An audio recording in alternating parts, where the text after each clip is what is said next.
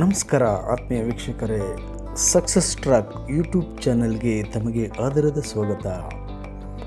LBA lesson based ಅಸೆಸ್ಮೆಂಟ್ನಲ್ಲಿ 2026-27 ಪೂರ್ವ ಪರೀಕ್ಷೆಯ ಪಡೆದ ಅಂಕಗಳ ಆಧಾರಿತ ಗ್ರೇಡ್ ನಮೂದಿಸುವ ವಿಧಾನ ಇಲ್ಲಿದೆ. ಯಾವ ಗ್ರೇಡ್ ಏನು ಹೇಳುತ್ತದೆ, B ಗ್ರೇಡ್ ಪಡೆದವರಿಗೆ ಏನು ಕ್ರಮ ವಹಿಸಬೇಕು, ಪ್ರತಿ ವಿಷಯದ ಲರ್ನಿಂಗ್ ಔಟ್ಕಮ್ಸ್ ಏನಿವೆ, ಅದನ್ನು ಆಧರಿಸಿ ಪೋಸ್ಟ್ ಟೆಸ್ಟ್ ಹೇಗೆ ನಿರ್ಧರಿಸಬೇಕು, ಆಮೇಲೆ ಏನು ಮಾಡಬೇಕು, ಬನ್ನಿ ಈ ಬಗ್ಗೆ ಎಲ್ಲ ಮಾಹಿತಿಯನ್ನು ತಿಳಿಯೋಣ. ತಾವಿನ್ನೂ ಈ ಚಾನಲ್ಗೆ ಸಬ್ಸ್ಕ್ರೈಬ್ ಆಗಿಲ್ಲ ಅಂತಂದರೆ ಈವಾಗಲೇ ಸಬ್ಸ್ಕ್ರೈಬ್ ಆಗಿ ಹಾಗೂ ಶೇರ್ ಮಾಡಿ ಮತ್ತು ಮರೆಯದೆ ಲೈಕ್ ಮಾಡಿ. Thank you. ಬನ್ನಿ ಈಗ ವಿಡಿಯೋ ಆರಂಭಿಸೋಣ. ಆತ್ಮೀಯ ವೀಕ್ಷಕರೇ, ಈಗ ನಾವು SMS OTPಯನ್ನು ತಗೊಂಡು ಈ ರೀತಿಯಾಗಿ ಎಂಟ್ರಿ ಮಾಡಿದಾಗ ಏನು ಲೆಸನ್ ಬೇಸ್ಡ್ ಅಸೆಸ್ಮೆಂಟು ಈ ರೀತಿಯಾಗಿದೆ ನೋಡಿ. ಈಗ ವೆರಿಫೈ OTP ಅನ್ನೋದ್ರ ಮೇಲೆ ಕ್ಲಿಕ್ ಮಾಡ್ತೀವಿ. ಈಗ ಓಪನ್ ಆಗಿದೆ ನೋಡಿ. ಇವಾಗ ನಾವೇನು ಮಾಡಬೇಕು ಅಂತ ಅಂದರೆ, ಈಗ ನೀವು ಈಗಾಗಲೇ ಸೇತುಬಂಧ ಪರೀಕ್ಷೆಯನ್ನು ಮಾಡಿರ್ತೀರ, ಅದೊಂದು ಗ್ರೇಡನ್ನು ನಾವು ಎಂಟ್ರಿ ಮಾಡಬೇಕಾಗುತ್ತೆ. ಅದನ್ನು ಎಲ್ಲಿ ಎಂಟ್ರಿ ಮಾಡಬೇಕು, ಹೇಗೆ ಎಂಟ್ರಿ ಮಾಡಬೇಕು, ನೀವು ಈ ಒಂದು ಸಾರ್ಟ್ಸಲ್ಲಿ ಸ್ಟೂಡೆಂಟ್ ಅಚೀವ್ಮೆಂಟ್ ಟ್ರ್ಯಾಕಿಂಗ್ ಸಿಸ್ಟಮ್ನಲ್ಲಿ ಈಗ ಲಾಗಿನ್ ಆಗಿದ್ದೀರಾ. ಈಗ ಪೂರ್ವ ಪರೀಕ್ಷೆಯನ್ನು ಈಗ ಜೂನ್ ತಿಂಗಳಲ್ಲಿ ಮಾಡಿದ್ದೀರ, 2 ಅಥವಾ 3ನೇ ತಾರೀಕಲ್ಲಿ ಮುಗಿಸಿರ್ತೀರ. ಅಲ್ಲಿ ಪೂರ್ವ ಪರೀಕ್ಷೆಯಲ್ಲಿ ಮಕ್ಕಳು ಪಡೆದಂತಹ ಗ್ರೇಡನ್ನು ನಾವೀಗ ಎಂಟ್ರಿ ಮಾಡಬೇಕಾಗುತ್ತೆ. ಅದನ್ನು ಇಲ್ಲಿ ಹೇಗೆ ಎಂಟ್ರಿ ಮಾಡೋದು ಅನ್ನೋದ್ರ ಬಗ್ಗೆಯಾಗಿ ನಾವು ನೋಡೋಣ ಬನ್ನಿ.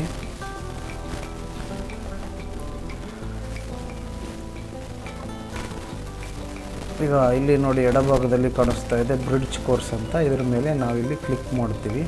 ಈ ಬ್ರಿಡ್ಜ್ ಕೋರ್ಸ್ ಅನ್ನೋದ್ರ ಮೇಲೆ ಕ್ಲಿಕ್ ಮಾಡಿದಾಗ ಪೇಜ್ ಈ ರೀತಿಯಾಗಿ ಓಪನ್ ಆಗುತ್ತೆ.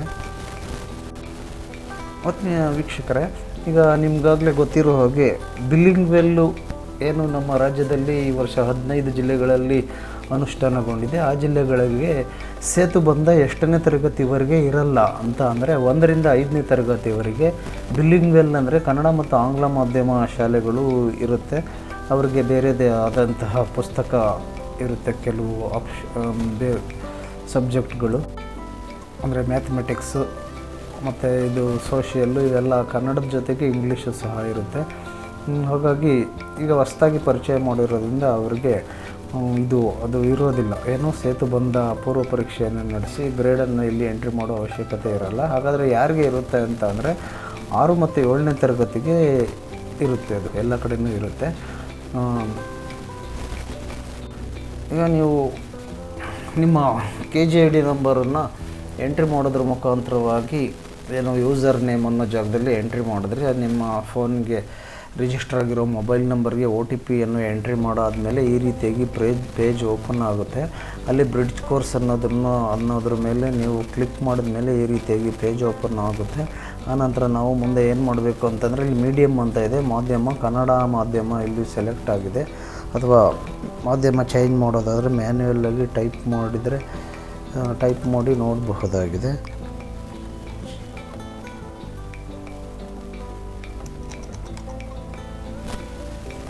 ಈಗ ಮೀಡಿಯಮ್ ಕನ್ನಡ ಇರಲಿ, ಸಬ್ಜೆಕ್ಟು ತಗೊತಾ ಇದ್ದೀನಿ.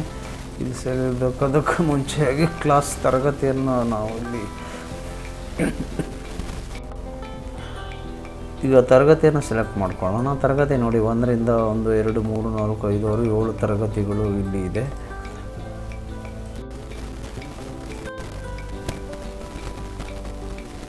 ಅದೇ ತರಗತಿ 6ನೇ ತರಗತಿಯನ್ನು ಸೆಲೆಕ್ಟ್ ಮಾಡಿದ್ದೀನಿ. ಆನಂತರ ಸಬ್ಜೆಕ್ಟ್ ವಿಷಯ ಕನ್ನಡ, ಇಂಗ್ಲೀಷ್, ಹಿಂದಿ ಯಾವುದಾದ್ರೂ ಸೆಲೆಕ್ಟ್ ಮಾಡಿ. ಮೊದಲನೇದಾಗಿ ಕನ್ನಡನೇ ಸೆಲೆಕ್ಟ್ ಮಾಡಿರ್ತೀನಿ. ಆನಂತರ ಇಲ್ಲಿ ಗ್ರೂಪ್ನಲ್ಲಿ ಇದು ಕನ್ನಡ ಮೀಡಿಯಮಲ್ಲಿ ಕನ್ನಡ, ಇಂಗ್ಲೀಷ್, ಹಿಂದಿ ಇರುತ್ತೆ. ಅದನ್ನು ಸೆಲೆಕ್ಟ್ ಮಾಡಿದ್ದೀನಿ ಈಗಾಗಲೇ. ಆನಂತರ ಡೇಟನ್ನು ಸೆಲೆಕ್ಟ್ ಮಾಡೋಣ. ಈಗ ಡೇಟನ್ನು ನಾವು ಪೂರ್ವ ಪರೀಕ್ಷೆ ನಡೆದಂತಹ ದಿನಾಂಕವನ್ನು ಸೆಲೆಕ್ಟ್ ಮಾಡೋಣ. 3ನೇ ತಾರೀಕು 6ನೇ ತಿಂಗಳು ಜೂನ್ ತಿಂಗಳು 2026 ಸೆಲೆಕ್ಟ್ ಆಗಿದೆ. ಈಗ ನೀವು ಏನು ಇಷ್ಟು ಸೆಲೆಕ್ಟ್ ಮಾಡಿದ್ದೀರಾ. ಕನ್ನಡ ಮೀಡಿಯಮ್ ಕನ್ನಡ ಆಗಿದೆ, ಗ್ರೂಪ್ ಆಗಿದೆ, ಸಬ್ಜೆಕ್ಟ್ ಕನ್ನಡ ತೊಗೊಂಡಿದ್ದೀವಿ, ಕ್ಲಾಸ್ 6 ಆಗಿದೆ. ಆಮೇಲೆ ಸೆಕ್ಷನ್ಸ್ ತಗೊಳಕ್ಕಾಗಿಲ್ಲ, ಸೆಕ್ಷನ್ನು ಎ ಅಂತ ಮಾಡಿ ಕಾಮನ್ನಾಗಿ, ಹೆಚ್ಚು ಸೆಕ್ಷನ್ ಇರಲ್ಲ ಅಂದರೆ ಒಂದೇ ಬರುತ್ತೆ ಎ. ಇಷ್ಟಾಯಿತು. ಈಗ ಇದಿಷ್ಟು ಇದು ನೀವು ಮಾಡಿರೋದು ಮತ್ತೆ ಸರಿ ಇಲ್ಲ, ರೀಸೆಟ್ ಮಾಡಬೇಕು ಅನ್ನೋದ್ರೆ ರೀಸೆಟನ್ನು ಒತ್ತಿ, ಅಥವಾ ಇದು ಸರಿ ಇದೆ ಅಂತ ಅನ್ನೋದಾದರೆ ಅದು ಹಾಗೇ ಇರಲಿ. ಈಗ ಸರ್ಚ್ ಅನ್ನೋದ್ರ ಮೇಲೆ ಕ್ಲಿಕ್ ಮಾಡ್ತಾ ಇದ್ದೀನಿ.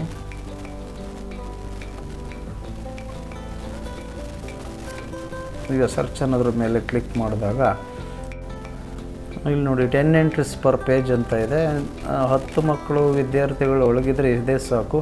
10ಕ್ಕಿಂತ ಹೆಚ್ಚಿತ್ತು ಅಂತಂದರೆ ಒಂದು 50 ಇದ್ದರೆ ಅಥವಾ 100 ಮಕ್ಕಳಿದ್ರೆ 100 ಎಂಟ್ರೀಸ್ ಬರಲಿ ಅಂದರೆ ಕಂಟಿನ್ಯೂಷನ್ ಬರ್ತಿತ್ತು. ಇಲ್ಲಿ ಕೆಳಗಡೆ ಉದ್ದಕ್ಕೂ ನೀವು ಮೂವ್ ಮಾಡ್ಕೊಂಡು ನೋಡ್ಕೋಬಹುದಾಗಿದೆ. ಹಾಗಾಗಿ ನೀವು ಒಂದು 50ರೊಳಗಿದ್ರೆ 50 ಎಂಟ್ರೀಸ್ ಅಂತ ಕೊಡಿ. ಈಗ ನೋಡೋಣ. ಆಮೇಲೆ ಇಲ್ಲಿ ನೋಡಿ ವ್ಯೂ ಆಲ್ LOS ಅಂದರೆ ಲರ್ನಿಂಗ್ ಔಟ್ಕಮ್ಸ್, ಕಲಿಕಾ ಫಲಗಳನ್ನು ನಾವು ಇಲ್ಲಿ ನೋಡಬಹುದಾಗಿದೆ. ಇದರ ಮೇಲೆ ಕ್ಲಿಕ್ ಮಾಡಿ ನೋಡಿ ಹೇಗಿದೆ ಇಲ್ಲಿ ಏನು ಲರ್ನಿಂಗ್ ಔಟ್ಕಮ್ಸ್ 1, 2, 3, 4, 5, 6, 7 ಒಟ್ಟು 10 ಲರ್ನಿಂಗ್ ಔಟ್ಕಮ್ಸ್ ಇದೆ. ಇವನ್ನ ಓದ್ಕೋಬಹುದಾಗಿದೆ. ಎಕ್ಸಾಂಪಲ್ ಲರ್ನಿಂಗ್ ಔಟ್ಕಮ್ 3 ಸರಳ ವಾಕ್ಯಗಳನ್ನು ಸ್ವಂತ ಬರೆಯುವವರು, 3-5 ವಾಕ್ಯಗಳು. ಮತ್ತು ಲರ್ನಿಂಗ್ ಔಟ್ಕಮ್ಸ್ ವಾಕ್ಯ ಪ್ಯಾರವನ್ನು ಸರಾಗವಾಗಿ ಅರ್ಥ ಸಹಿತ ಓದಿ ಅರ್ಥ ಹೇಳುವವರು. ಇದರ ಆಧಾರದ ಮೇಲೆ ನಾವು ಮಾಡಿರ್ತೀವಿ, ಏನು ಪೂರ್ವ ಪರೀಕ್ಷೆಯನ್ನು ನಡೆಸಿರ್ತೀವಿ. ಇದನ್ನು ಕ್ಲೋಸ್ ಮಾಡಿ. ಇಲ್ಲಿ ಮೇಲೆ 8 ಇದೆ, ಅಲ್ಲಾದರೂ ಕ್ಲೋಸ್ ಮಾಡಿ, ಅಥವಾ ಕೆಳಗಡೆ ಕ್ಲೋಸ್ ಅಂತ ಇದೆ, ಅಲ್ಲಾದರೂ ಮಾಡಿ.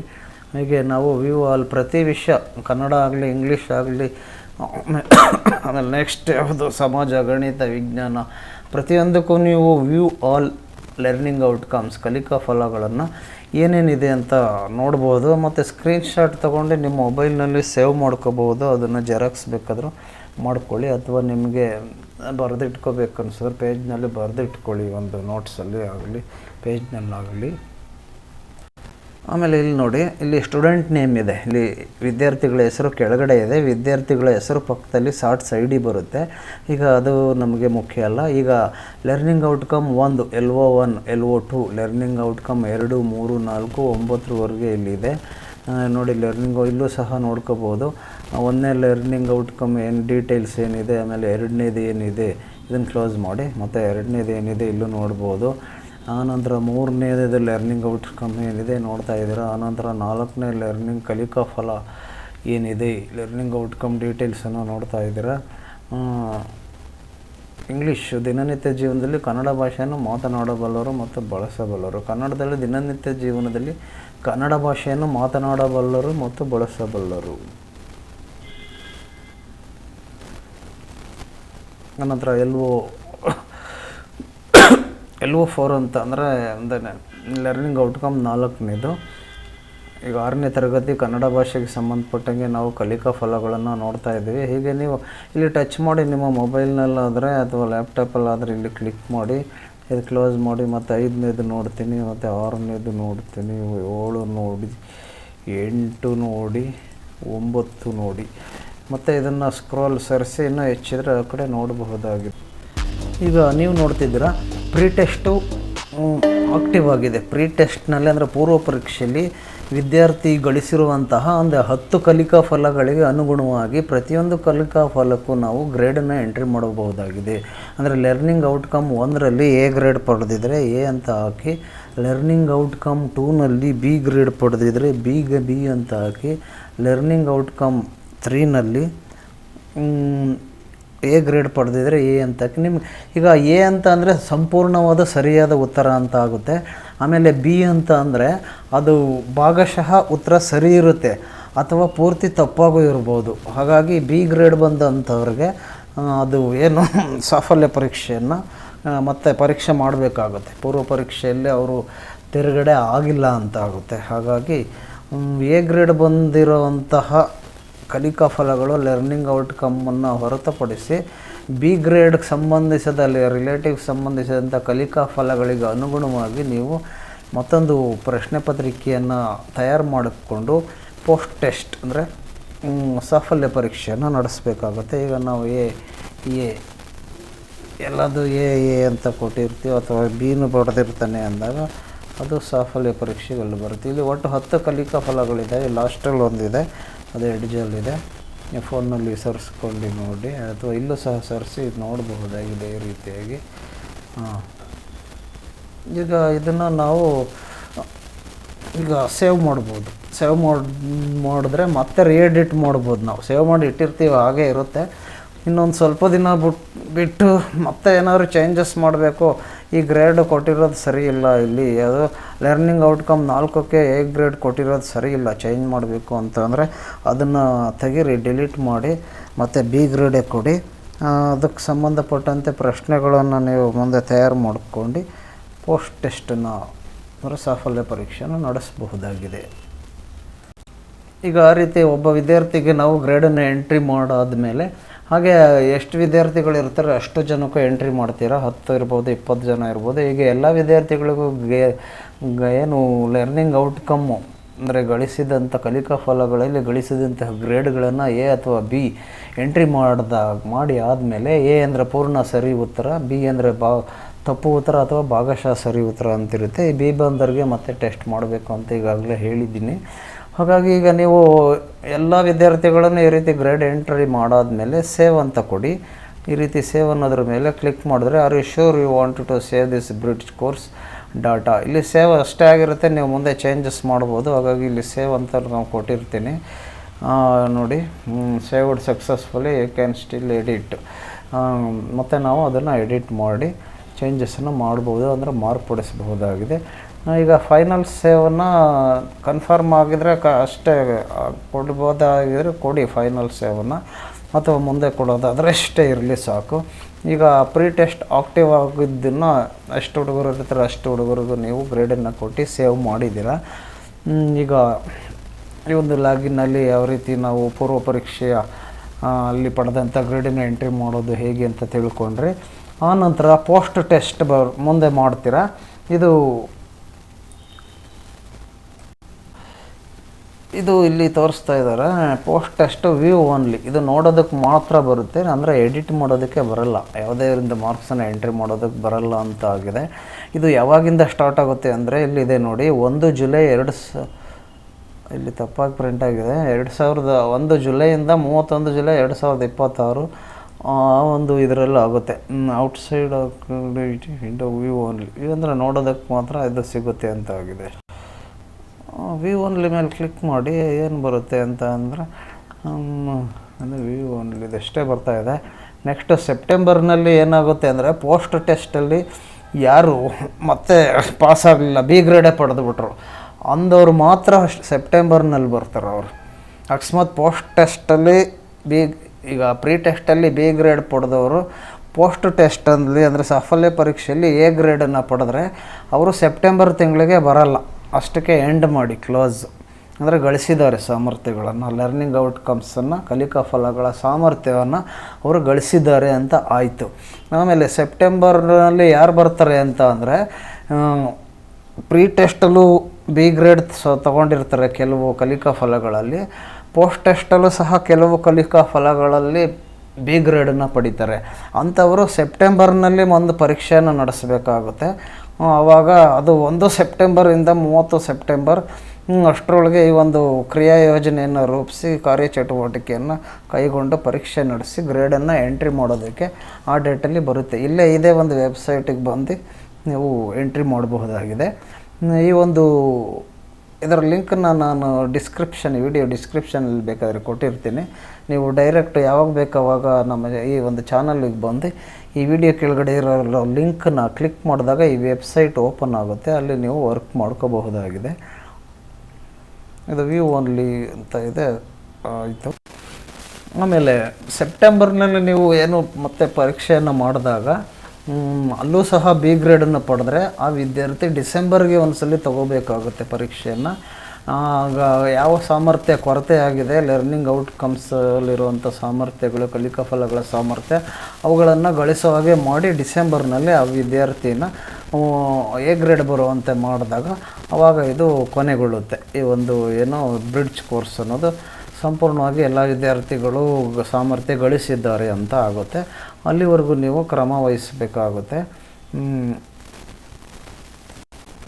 ಈಗ ನಾವು ಎಂಟ್ರಿ ಮಾಡಿದ್ದು ಕನ್ನಡ ಸಬ್ಜೆಕ್ಟು ಏನದು ಮೀಡಿಯಮ್ ಕನ್ನಡ ಇದೆ, ಸೆಕ್ಷನ್ ಎ ಇದೆ. ಓಕೆ, 6ನೇ ತರಗತಿಗೆ ಸಂಬಂಧಪಟ್ಟಂತೆ ಬಿಲ್ಲಿಂಗಲ್ಲಿ ಇಲ್ಲದೇ ಇರೋಂಥ ಶಾಲೆಗಳಲ್ಲಿ ಅವರು ಎಲ್ಲ ತರಗತಿಗಳಿಗೂ ಮಾಡಬೇಕಾಗುತ್ತೆ. ಬಿಲ್ಲಿಂಗಲ್ಲಿ ಇರೋವಂಥವರು ಈ ವರ್ಷ ಈಗಾಗಲೇ ಹೇಳಿದ್ದೀನಿ, ಕರ್ನಾಟಕದ 15 ಜಿಲ್ಲೆಗಳಲ್ಲಿ ಅನುಷ್ಠಾನಗೊಂಡಿದೆ. ಅವರು ಏನು ಮಾಡಬೇಕು ಅಂದರೆ 6, 7ನೇ ತರಗತಿಗೆ ಮಾತ್ರ ಮಾಡ್ತಾರೆ. ಈಗ ತರಗತಿ 6 ಆದಮೇಲೆ ತರಗತಿ ಮತ್ತು ನೆಕ್ಸ್ಟ್ ಬೇರೆ ತರಗತಿಯನ್ನು ಸೆಲೆಕ್ಟ್ ಮಾಡ್ಕೊತೀರ. ಆಮೇಲೆ ಅದಾದಮೇಲೆ ಇದು ಸಬ್ಜೆಕ್ಟ್ ಚೇಂಜ್ ಆಗುತ್ತೆ ಇಲ್ಲಿ.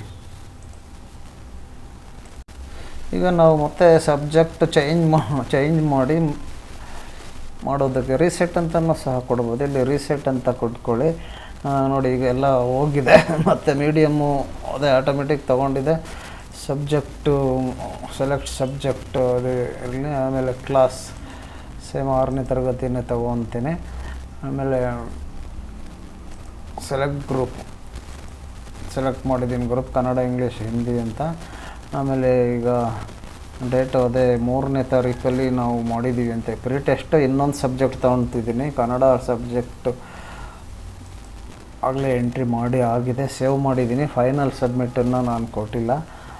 ನಂತರ ಸೆಲೆಕ್ಟ್ ಸೆಕ್ಷನ್ ಅಂತ ಇದೆ, ಎ ಸೆಕ್ಷನ್ ಸೆಲೆಕ್ಟ್ ಮಾಡ್ತೀನಿ. ಈಗ ಸಬ್ಜೆಕ್ಟ್ ಈಗಾಗಲೇ ನಿಮ್ಗೆ ಹೇಳ್ದಾಗ ಕನ್ನಡ ಆಗಿರೋದ್ರಿಂದ ಇಂಗ್ಲೀಷ್ ತೊಗೊಂಡಿದ್ದೀನಿ, ಇಂಗ್ಲೀಷ್ ಕೂತ್ಕೊಂಡಿದ್ದೆ. ಈಗ ಸರ್ಚ್ ಅಂತ ಕೊಡಿ. ಸರ್ಚ್ ಅಂತ ಕೊಟ್ಟಾಗ ಈಗಾಗಲೇ ನೀವು ಮಾಡಿದ್ರಲ್ಲ ಕನ್ನಡ, ಎಲ್ಲ ವಿದ್ಯಾರ್ಥಿಗಳಲ್ಲಿ ಎಷ್ಟು ಬರುತ್ತೆ, ಲರ್ನಿಂಗ್ ಔಟ್ಕಮ್ಸು, ಕಲಿಕಾ ಫಲಗಳು ಎಷ್ಟಿರ್ತವೆ ಅಷ್ಟು ಓಪನ್ ಆಗುತ್ತೆ. ಪ್ರತಿಯೊಂದು ಕಲಿಕಾ ಫಲನೂ ಸಹ ನೀವು ನೋಡಬಹುದಾಗಿದೆ, ಈಗಾಗಲೇ ತೋರಿಸಿದ್ದೀನಿ. ಅಂದರೆ ಇಂಗ್ಲೀಷ್ ವಿಷಯಕ್ಕೆ ಸಂಬಂಧಪಟ್ಟಂತೆ ಕಲಿಕಾ ಫಲ ನೋಡ್ತೀರಾ, ವಿಜ್ಞಾನ, ಸಮಾಜ ಅದೆಲ್ಲ ನೋಡ್ತೀರ. ಆ ರೀತಿಯಾಗಿ ಮುಗಿಸ್ಬೋದಾಗಿದೆ. ಪ್ರತಿಯೊಂದು ಇಲ್ಲಿ ಏನು ಸಬ್ಜೆಕ್ಟ್ಗಳನ್ನು ಬದಲಾಯಿಸಿ ನೋಡ್ಬೋದಾಗಿದೆ. ಆನಂತರ 6ನೇ ತರಗತಿ ಮುಗಿದಾದ್ಮೇಲೆ ತರಗತಿ 7ಕ್ಕೆ ಹೋಗ್ಬೋದಾಗಿದೆ. ಈ ರೀತಿಯಾಗಿ ಏನೋ ಬ್ರಿಡ್ಜ್ ಕೋರ್ಸ್ ಸೇತುಬಂಧದಲ್ಲಿ ವಿದ್ಯಾರ್ಥಿಗಳು ಪಡೆದಂತಹ ಗ್ರೇಡ್ಗಳನ್ನು ನಮೂದಿಸಬಹುದಾಗಿದೆ. ಆಮೇಲೆ ಇಲ್ಲಿ ಬನ್ನಿ, ಮೇಲ್ಭಾಗದಲ್ಲಿ ನೋಡಿ, ಎಡಭಾಗದಲ್ಲಿ ತುದಿಲಿ ಮೇಲ್ಭಾಗದಲ್ಲಿ 3 ಗೆರೆ ಕಾಣ್ತಿದೆ. ಗೆರೆ ಇಲ್ಲಿ ಹೋಗಿ ಕೆಲವು ಆಪ್ಷನ್ ಹೋಗಿದೆ, ಸೈಡ್ ಬಾರು ಅಂತಂದರೆ ಆ 3 ಗೆರೆ ಮೇಲೆ ಕ್ಲಿಕ್ ಮಾಡಿ ಬರ್ತವೆ. ಇದೆಲ್ಲ ನಿಮಗೆ ಗೊತ್ತಿದೆ, ಹಿಂದಿನಿಂದ ಮಾಡ್ತಾ ಇದ್ದೀರ. ಟೀಚರ್ ಪ್ರೊಫೈಲ್ ಇದೆ, ಲೆಸನ್ ಪ್ಲ್ಯಾನ್, ಅಸೆಸ್ಮೆಂಟ್, LBA ಅದ್ರ ಬಗ್ಗೆ ಇದೆ, ಅಸೆಸ್ಮೆಂಟ್ ಎಂಟ್ರಿ ರಿಪೋರ್ಟ್ ಇದೆ, ಬ್ರಿಡ್ಜ್ ಕೋರ್ಸ್ ಅಂತ ಈಗ ಅದರ ಬಗ್ಗೆನೇ ನಾವು ನೋಡಿದ್ದೀವಿ. ಲಾಸ್ಟಲ್ಲಿದೆ ನೋಡಿ ಬ್ರಿಡ್ಜ್ ಕೋರ್ಸ್. ಲಾಗಿನ್ ಆದಮೇಲೆ ಇಲ್ಲಿ ಕ್ಲಿಕ್ ಮಾಡಿ ನೋಡ್ತೀರಾ. ಇದಾಗಿತ್ತು ಈ ಒಂದು ಮಾಹಿತಿ ಬಗ್ಗೆ ನೀವು ಸಾಕಷ್ಟು ವಿವರವಾಗಿ ಸುದೀರ್ಘವಾಗಿ ತಿಳ್ಕೊಂಡಿದ್ದೀರ, ಯಾವುದೇ ಸಮಸ್ಯೆ ಇಲ್ಲ. ಮತ್ತು ಒಂದು ಸಲ ಇನ್ನೂ ಕೆಲವು ದಿನ ಬಿಟ್ಟು ಈ ವಿಡಿಯೋನ ನೋಡಿ ನಿಮ್ಮ ಸ್ನೇಹಿತರಿಗೂ ಇದನ್ನು ಶೇರ್ ಮಾಡಿ.